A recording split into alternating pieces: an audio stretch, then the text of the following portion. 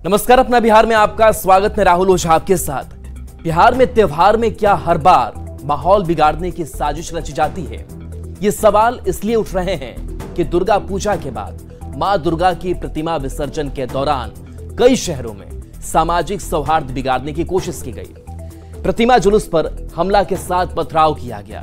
हम आपको बिहार के 4 शहरों की तस्वीर दिखा रहे हैं। बेगूसराय में मूर्ति विसर्जन के दौरान असामाजिक तत्वों ने हमला किया। आरा में भी बवाल के बाद पत्थरबाजी हुई। सीतामढ़ी में भी प्रतिमा विसर्जन के दौरान 2 गुटों में पथराव हुआ। बेतिया के नरकटियागंज में भी प्रतिमा मूर्ति खंडित करने के बाद जमकर बवाल हुआ। तो ये 4 जगहों की 4 शहरों की तस्वीर है और सवाल कई हैं। तो बेगूसराय में मूर्ति विसर्जन के दौरान असामाजिक तत्वों ने हमला कर दिया है। परिहार थाना इलाके में असामाजिक तत्वों को रोकने और भीड़ को काबू में करने के लिए पुलिस ने लाठीचार्ज भी किया। बता दें कि मूर्ति विसर्जन चल रहा था, तभी कुछ असामाजिक तत्वों ने मूर्ति विसर्जन कर रहे लोगों पर हमला कर दिया। देखते ही देखते दोनों तरफ से जमकर मारपीट शुरू हो गई। जिला परिषद सदस्य का कहना है कि मूर्ति विसर्जन के लिए जा रहे थे, तभी रास्ते के पास 8 से 9 की संख्या में अपराधी पहुंचे और हमला करने लगे। हालांकि पुलिस ने बाद में मामले को शांत कराया। माता दुर्गा की मूर्ति विसर्जन के दौरान जब दिवंगर सिंह गेट के पास मूर्ति लेकर हम लोग पहुंचे, सभी कमेटी के लोग ग्रामीण के साथ पूर्व से घात लगाए। सौरभ सिंह पेशर सुशील सिंह, सुमन सिंह पेशर अमीन सिंह, राजा कुमार पेशर मिथिलेश सिंह, गौतम कुमार सिंह पेशर अवध सिंह पेशर नामालूम, 6-7 अज्ञात अभियुक्त वहां पूर्व से घात लगा के माता के मूर्ति विसर्जन में हम लोग पर हमला कर दिया। हमला के कारण बहुत लोग चोटिल हुआ। प्रशासन के साथ भी वो लोग हाथापाई किया। दुर्गा पूजा और उसके बाद मूर्ति विसर्जन के दौरान आरा, बेतिया के नरकटियागंज और सीतामढ़ी में 2 गुटों में भी झड़प हुई। सवाल है कि इस तरह की घटनाएं क्यों होती हैं?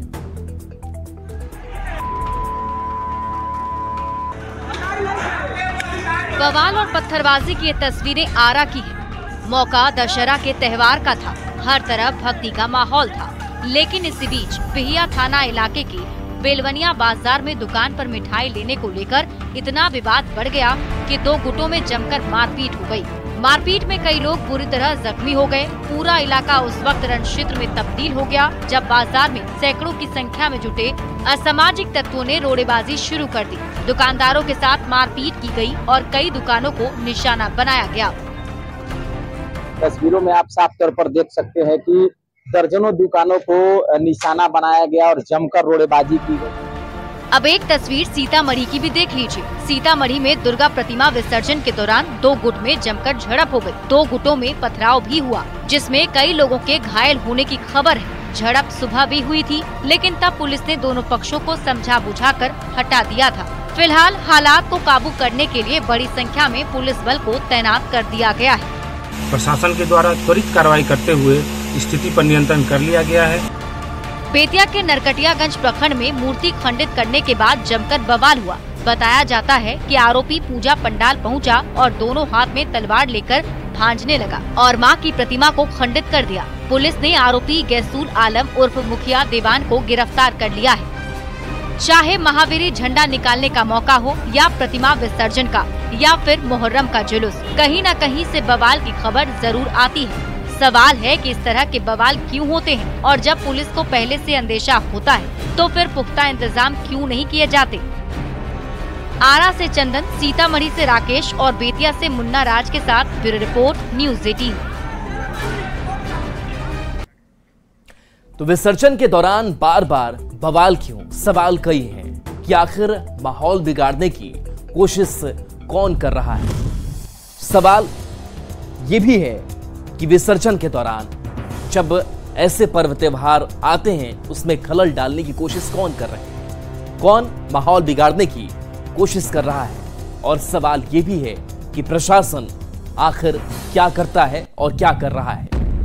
और सवाल ये कि कहीं इसके पीछे बड़ी साजिश तो नहीं। सुरक्षा के बावजूद आखिर चूक कैसे और क्यों हो जाती है, ये तमाम सवाल खड़े हो रहे हैं।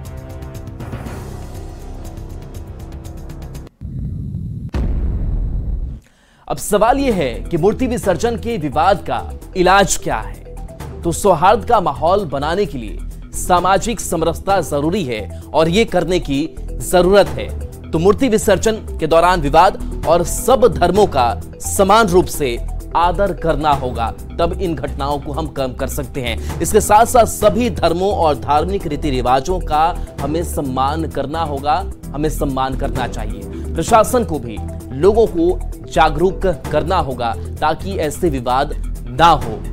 दोस्तों, परिवार, भागीदारों और पड़ोसियों से जुड़ने से इसकी शुरुआत आप कर सकते हैं। शांति समिति को और बढ़कर पहल करनी होगी। इसके साथ साथ एक अफवाह जो फैलाई जाती है, अफवाहों को फैलने से भी रोकना होगा। इसके साथ ही शिक्षा को प्रोत्साहित करने से समाज को मजबूत बना सकते हैं। विकसित सोच वाले समाज बनाने पर माहौल बिगाड़ने वाली घटनाएं अपने आप कम हो जाएगी। तो ये कुछ रास्ते जिसके जरिए हम इन विवादों को कम कर सकते हैं।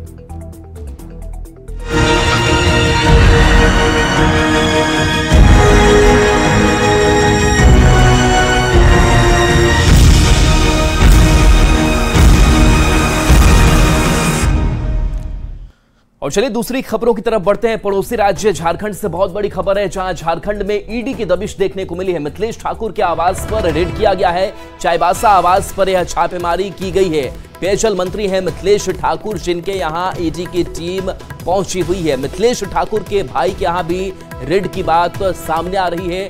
मंत्री के पीएस नरेंद्र सिंह के यहां भी रेड पड़ी है। आईएएस मनीष रंजन के यहां भी ईडी की टीम ने दबिश दी है। कई इंजीनियर के यहां भी दबिश दी गई है। बता दें कि एक साथ 20 ठिकाने पर रेड की गई है। जल जीवन मिशन में घोटाले का यह पूरा मामला है और इस मामले में पेयजल मंत्री मिथिलेश ठाकुर के ठिकानों पर भी दबिश ईडी की देखने को मिल रही है। तो एक बड़ा घोटाले की बात तो सामने आई और इसी घोटाले से जुड़ी हुई यह छापेमारी बताई जा रही है। रुपेश हमारे साथ न्यूज 18 संवाददाता जुड़ गए हैं। रुपेश, किन किन ठिकानों पर अभी ईडी की टीम पहुंची है और वहां से क्या खबर? जी देखिए, चाईबासा स्थित मंत्री मुन्नू ठाकुर, मिथिलेश ठाकुर का जो आवास है, उसके बाहर एक अभी स्पष्ट तौर पर पूरी जानकारी नहीं मिल पा रही है, लेकिन रांची नंबर की एक इनोवा गाड़ी खड़ी है और घर बंद है और अंदर कोई फोर्स नहीं दिख रहा है। लेकिन जैसा कि लग रहा है कि अंदर में सभी ईडी की जो टीम है और फोर्स अंदर बैठी हुई है, तो कैमरे के सामने अभी पूरी स्थिति नजर नहीं आ रही है। लेकिन जो जानकारी मिल रही है कि यहाँ भी ईडी की टीम पहुंची हुई है और यहाँ पर छापेमारी चल रही है। जी, जल जीवन मिशन से जुड़ा हुआ यह पूरा घोटाला है। ऐसे में मिथिलेश ठाकुर की संलिप्तता किस तरीके की नजर आती है? क्या कुछ इनपुट्स मिले हैं ईडी को? अभी यहाँ से तो स्पष्ट तौर पर कुछ वो मंत्री हैं तो उनके संबंधित जो भी ये है, और भी यहाँ पर एक दो ठिकानों पर रेड की बात सामने आ रही है, लेकिन अभी क्लियर नहीं हो पा रहा है मामला। और यहाँ उनका आवास है और लंबे समय तक जैसे वो यहाँ पर रहे हैं या राजनीतिक यहाँ से नगर परिषद के वो पूर्व अध्यक्ष भी रहे हैं चाईबासा के, तो यहाँ एक्टिविटी उनकी पहली रही है। तो अभी आगे क्या मामला सामने आ रहा है क्या नहीं, ये तो अभी स्पष्ट नहीं हो रहा है, लेकिन आगे कुछ खुलासा होने की संभावना है। जी रुपेश, जाहिर सी बात है कि जो झारखंड सरकार के कई जो विभाग हैं वहां ऐसी गड़बड़ियां सामने आ रही है। इससे पहले जब आलमगीर आलम की बात करें, वहां भी विभाग में कैसे गड़बड़ियां हुई, एक बार फिर से जो मिथिलेश ठाकुर विभाग संभालते हैं वहां भी गड़बड़ियां सामने आ रही है। क्या सियासी तौर पर कोई प्रतिक्रिया भी सामने आई है विपक्ष का? यहाँ अभी विपक्ष के कोई नेता द्वारा अभी तक प्रतिक्रिया नहीं आई है। और मिथिलेश ठाकुर कभी कभार जैसे यहाँ पर आते हैं और उनके अन्य लोग जो हैं यहाँ रहते हैं, और जैसी जानकारी मिल रही है कि रांची के ठिकानों पर अधिक संख्या में टीम वहाँ छापेमारी कर रही है। यहाँ उनके आवास में छापेमारी की बात सामने आ रही है, लेकिन अभी तक स्पष्ट तौर पर कुछ कहा नहीं जा सक रहा है कि यहाँ क्या हो रहा है क्या नहीं। लेकिन ईडी की छापेमारी की बात सामने यहाँ आ रही है। और मंत्री मिथिलेश ठाकुर के जो भाई हैं उनके यहाँ भी ईडी की दबिश देखने को मिल रही है, उनके भाई की क्या भागीदारी संलिप्तता इसमें? ये उनके भाई जैसे उनके भाई का जैसे कंस्ट्रक्शन का कारोबार है, तो उसमें उनकी क्या संलिप्तता है ये तो स्पष्ट तौर पर अभी नहीं कहा जा सकता है, लेकिन छापेमारी चल रही है तो टीम द्वारा आगे कुछ खुलासा किए जाने की संभावना है। जी चलिए, बहुत बहुत शुक्रिया इस अपडेट के लिए आपका। तो देखिए, एक साथ कई ठिकानों पर जो ईडी की छापेमारी है वो चल रही है। स्पेशल मंत्री हैं मिथिलेश ठाकुर, उनके आवास पर, उनके साथ साथ उनके भाई के भी आवास पर छापेमारी चल रही है। लखीसराय से बड़ी